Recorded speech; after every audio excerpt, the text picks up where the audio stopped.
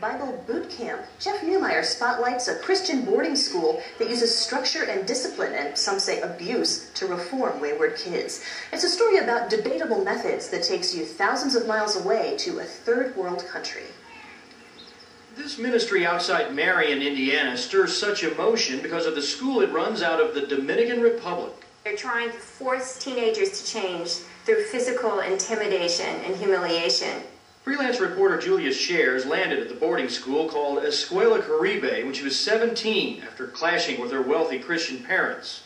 In her book, Jesus Land, she claims staff at EC physically and emotionally abused students, and that one time the dean of students pummeled, then prayed for a defiant 13-year-old while other students watched. Basically, the message was clear: either conform or be conformed.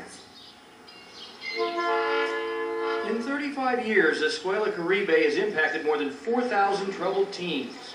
18-year-old David Hupp traveled by train from Chicago to South Bend to tell us how, as a 12-year-old at EC, staff thought he was lying about a diarrhea problem, and for correction, they required that I excrete and urinate in a rubber bucket and then have it verified.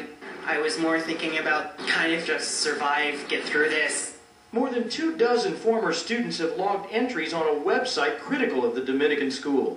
I was yelled at and belittled by staff on a daily basis. In addition to these things were the special little tortures, like being swatted or beaten with a leather strap on my bottom while bent over a chair. I tried to kill myself by drinking bleach, but I wasn't allowed to talk about it or tell my parents. You cannot abuse kids. You don't make any progress with them.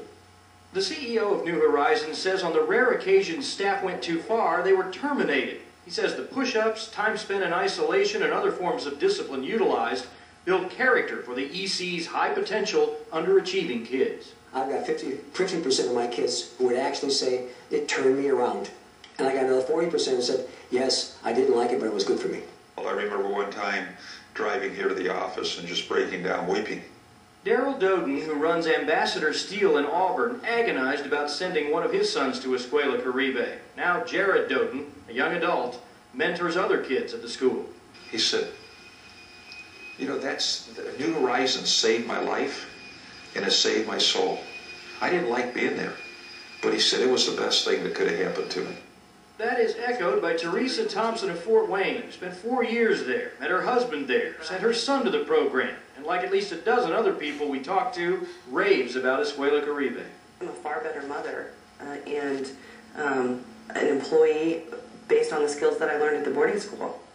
There are hundreds of schools around the country that work on reforming troubled teens. We wanted to ask administrators with New Horizons why they feel they have to take many of their kids out of the country to the Dominican Republic.